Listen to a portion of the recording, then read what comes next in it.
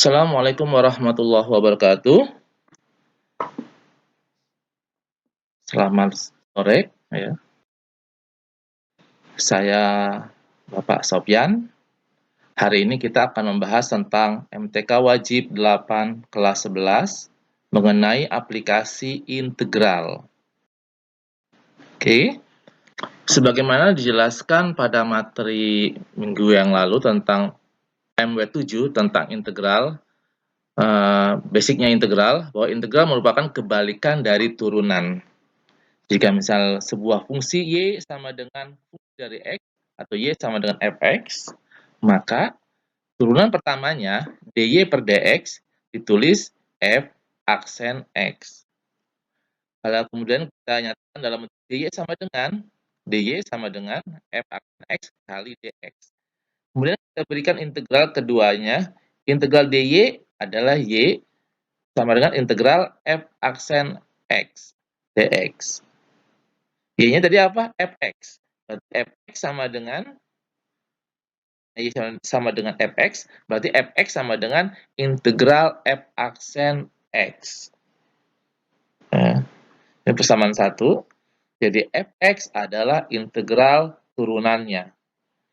Jadi jika sebuah turunan kita integralkan, jadilah fungsinya. Ekuivalen dengan persamaan 1 adalah turunan keduanya ya. Turunan pertama dari x sama dengan integral turunan kedua dari dx. Oke. Dengan fx merupakan sebuah fungsi dan f aksen x turunan pertamanya serta f double aksen x turunan keduanya. Sometimes kadang-kadang turunan itu dinyatakan dalam bentuk diferensial ya. Oke. Lanjut. Ternyata hubungan fungsi turunan pertama dan turunan kedua berlaku juga pada fisika gerak partikel kinematik. Sebenarnya hampir semua fisika berhubungan dengan ini ya. Hampir semua fisika ya. Jadi yang fisika gerak partikel kinematik itu adalah perpindahan, kecepatan, dan percepatan. Menentukan posisi percepatan suatu benda pada waktu tertentu. Nah, hubungan S atau posisi benda, V atau kecepatan benda, dan A atau percepatan benda adalah sebagai berikut. Kecepatan adalah turunan pertama dari perpindahan terhadap waktu. V sama dengan ds per dt. Ya. Berarti S sama dengan integral V dt. Mirip dengan langkah slide yang di sebelah kiri ini ya. Sama ya, proses mencari integralnya.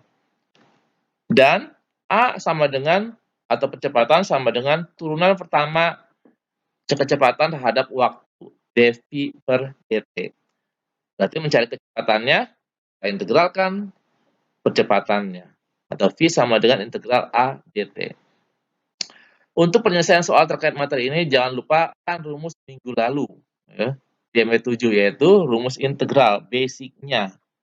Integral AX dan dx sama dengan A per N tambah 1 kali X pangkat N tambah 1 tambah konstanta.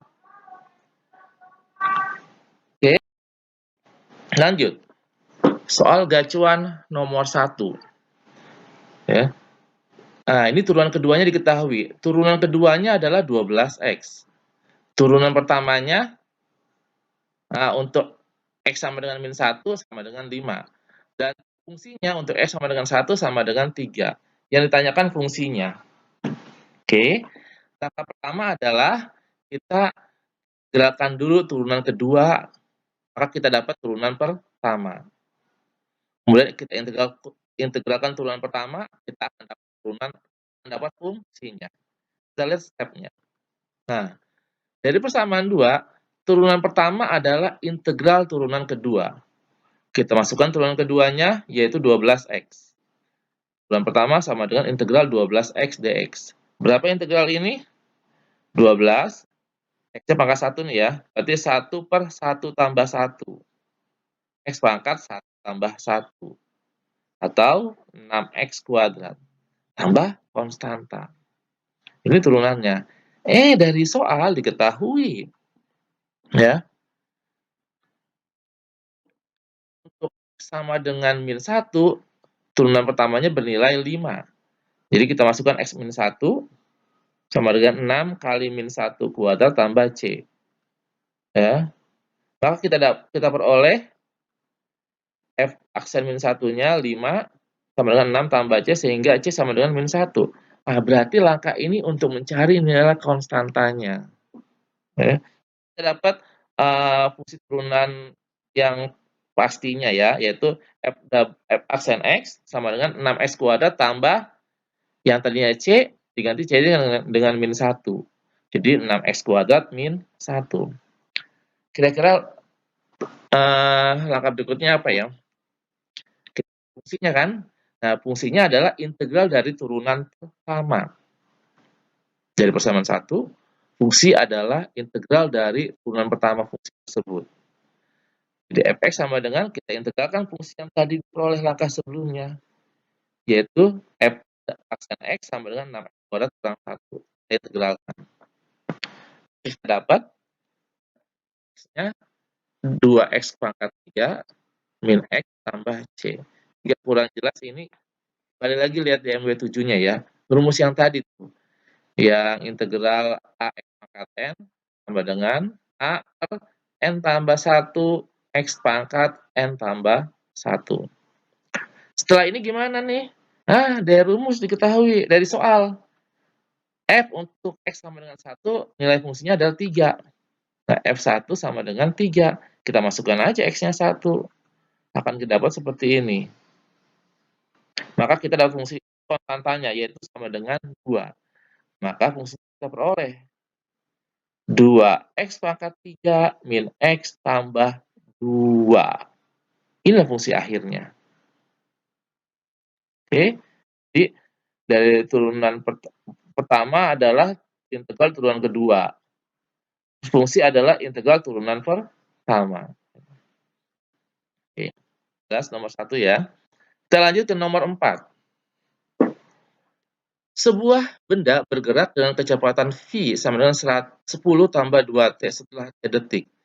Jika jarak yang ditempuh setelah 4 meter, bukan rumus jaraknya. Nah, ini berhubungan dengan fisika kinematika ya. Kita tahu bahwa posisi atau perpindahan adalah integral dari kecepatannya. Jadi S sama dengan integral dari kecepatannya. Tapi dari soal ini kita tahu dulu ya, bahwa jarak setelah 1 detik atau S1 sama dengan 4 meter. Oke, rumusnya ST sama dengan integral VT. Berarti integral 10 tambah 2T. Berapa integralnya? Kita integralkan masing-masing. Integral 10, 10T. Integral 2T, T kuadrat. Tambah konstanta. Di soal dikasih tahu, S1 sama dengan 4. Berarti nanti kita peroleh nilai C-nya. Kita masukkan angkanya seperti ini. T-nya 1 detik, berarti S1 sama dengan 10 kali 1 ditambah 1 kuadrat tambah C. Maka kemudian S1-nya sama dengan 4. Maka kita peroleh C-nya sama dengan min 7. Nah, berarti rumus jaraknya adalah ST sama dengan T kuadrat plus 10T min negatif 7. Min 7 ya. Paham ya? Oke, jadi integral juga digunakan di fisika ya, dan banyak sekali digunakan di sana. Oke, lanjut berikutnya. Soal nomor 7. Nah, ini sekarang fungsi ya. Gradien garis singgung sebuah kurva pada setiap titik dinyatakan oleh dy per dx. Ya. Jadi sekarang dikasih tahu fungsi gradiennya.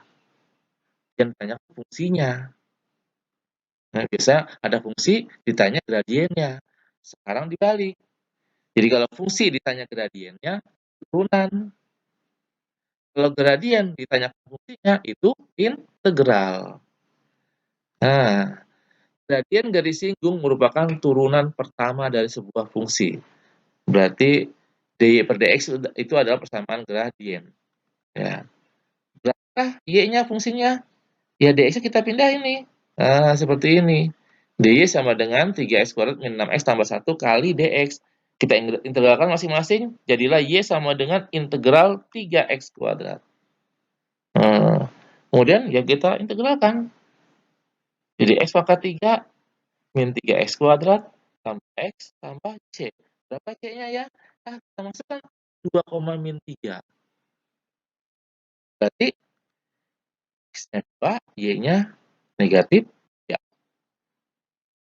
Jadi negatif 3 sama dengan 2 pangkat 3, kan x-nya 2. Min 3 kali x kuadrat, x-nya 2, jadi 2 kuadrat. Dan kita akan peroleh c-nya negatif 1. Maka fungsinya y sama dengan x pangkat 3 min 3x kuadrat tambah x negatif kurang 1. Yang nomor 8, soalnya mirip dengan nomor 7. Sama persis ya. Jadi bisa dikerjakan sendiri ya.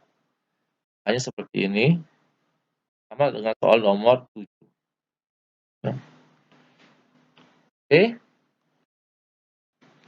Sekarang masuk ke aplikasi integral, menghitung luas sekurva.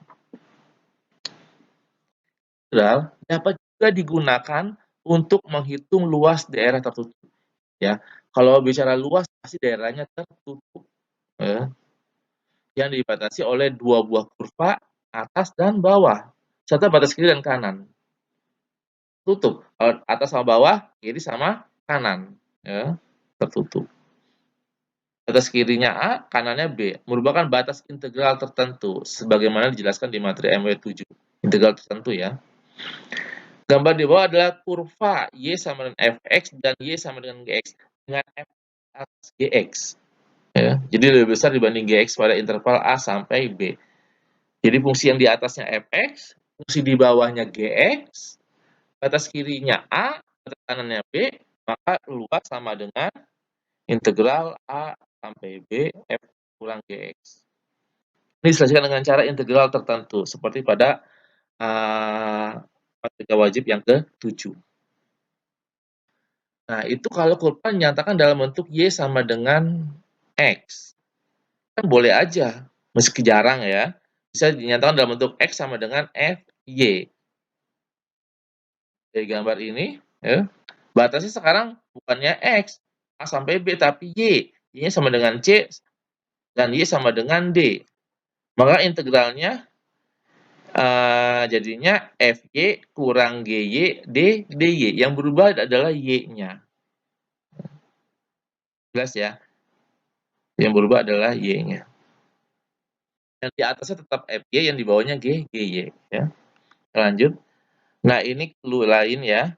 Seringkali ketika kita kesulitan menentukan kurva, mana yang di atas, mana yang di bawah. Ya. Kalau yang diminta soal hanya luas saja, maka luas kan besaran skalar. Jadi kita nggak perlu menentukan posisi kurva. Langsung aja integralkan. Kalau hasilnya negatif, kita ambil nilai mutlaknya. Jadi kita ambil nilai positifnya. Lanjut, nomor 10. Ini tentang menghitung luas kurva. Ada fungsi Y sama dengan X kuadrat, Y sama dengan X tambah 2. Yang satu fungsi kuadrat, yang satu garis linier. Kita sumbu Y. Ya. Jadi yang ditanya adalah luas daerah yang dibatasi kurva ini, sumbu Y di kuadran 1. Sketsanya seperti ini. Dari kalau lihat dua kurva ini berpotongan, maka kita akan dapat dua luasan. Yang satu sebelah kiri, dan satu lagi sebelah kanan ya. Yang dibatasi garis merah dan garis kurva warna biru. Ya, ada dua ya. Yang satu dibatasi oleh sumbu Y ya. Cuma yang ditanya itu di kuadran 1. Jadi yang kuadran kedua nggak usah dihitung ya. Oke. Yang posisinya di atas kurva adalah Y sama dengan X tambah 2. Kurva di atas, yang di bawahnya adalah Y sama dengan X kuadrat. Kita lihat jika dia kedua kurva berpotongan, maka yang di atasnya adalah garis yang merah. Ya. Luas rumusnya berarti yang X tambah 2 kurangi X kuadrat. Mana kalau kita kerjakannya yang X kuadrat dulu yang di atas. Jadi X kuadrat kurang X tambah 2, hasilnya hanya beda di tanda. Kalau yang satu positif, ini dia tandanya negatif ya. A dan B adalah titik potong kedua kurva. Jadi langkah pertamanya mencari titik potong kedua kurva. Biasa ya persamaanku. Ini ya, sistem persamaan linier dan kuadrat ya. Seperti ini. A berarti A-nya -1 dan B-nya 2. Titik potongnya yaitu X-nya -1 dan X-nya 2. Berarti A-nya -1 dan B-nya 2. Tapi betulkah? Ya, soalnya di kuadran pertama. Berarti A-nya tidak boleh sama dengan -1, tapi A-nya adalah sumbu Y-nya. Berarti haruslah A sama dengan 0. Oke? Jadi integralnya dari 0 sampai 2. Ini salah ini, -1 sampai 2, harusnya dari 0 sampai 2 ya. Jadi yang ini integralnya yang saya tulis ini -1 sampai 2 itu haruslah 0 sampai 2. Tapi sebelah kanannya benar ya. Batasnya dari 0 sampai 2. Ya. Kita masukkan, maka nanti hasilnya diperoleh 10/3 satuan luas. Ya, oke. Jadi poin di sini nih, yang integral -1 sampai 2 itu haruslah 0 sampai 2 ya. Oke, berikutnya tentang yang tadi ya, kalau kita balik ngerjainnya, yang X kuadrat yang di atas, maka nanti hasilnya -10/3. Jadi ambil saja nilai positifnya ya, jadi 10/3. Oke. Perhatikan gambar, ini tentang menghitung volume benda putar. Perhatikan gambar di bawah ini. Garis Y sama dengan X diputar mengelilingi sumbu X. Gambar yang sebelah kiri adalah garis Y sama dengan X, atau Fx sama dengan X. Ya. Kemudian dikasih batas titiknya 0 sampai R ya. Kemudian diputar mengelilingi sumbu X. Kira-kira bangun apa yang terbentuk? Ya, dari gambar sebelah kanan tuh kelihatan dia berbentuk kerucut. Ya. Sebuah kurva ya, jika diputar mengelilingi sumbu X, atau nanti juga boleh sumbu Y, maka akan terbentuklah volume benda 3D dimensi. Sama seperti mencari luas bidang yang mensyaratkan area yang tertutup. Maka mencari volume benda putar juga mensyaratkan areanya tertutup. Jadi ada kurva atas, ada kurva bawah, batas kiri dan kanan. Nah, untuk kasus gambar di atas ini, kurva atasnya adalah garis linier. X sama Y sama dengan X, atau Fx sama dengan X.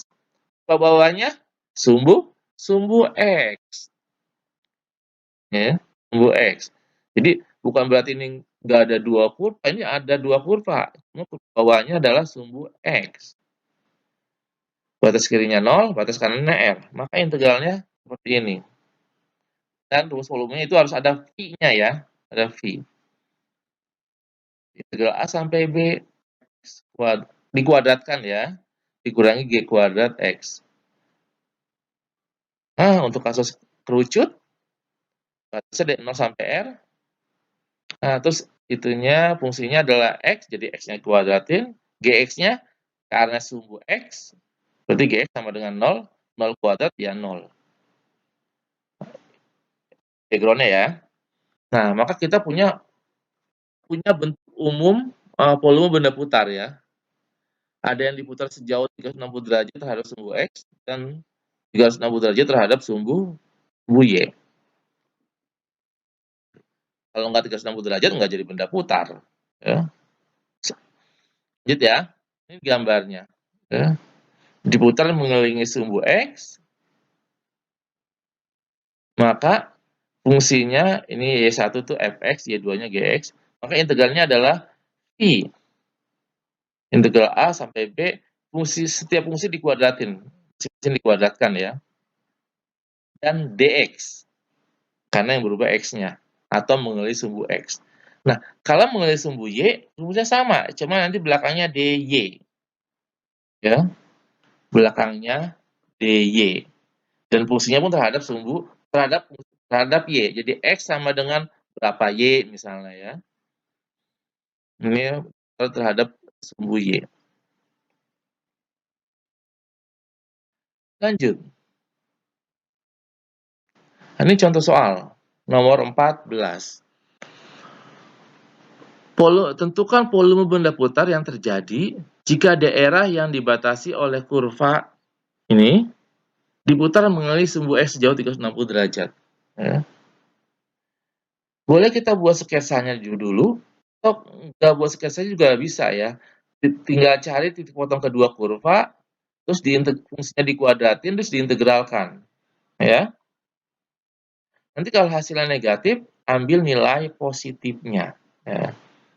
Kalau nggak mau menggambar, ya. Tapi saya jelaskannya pakai gambar.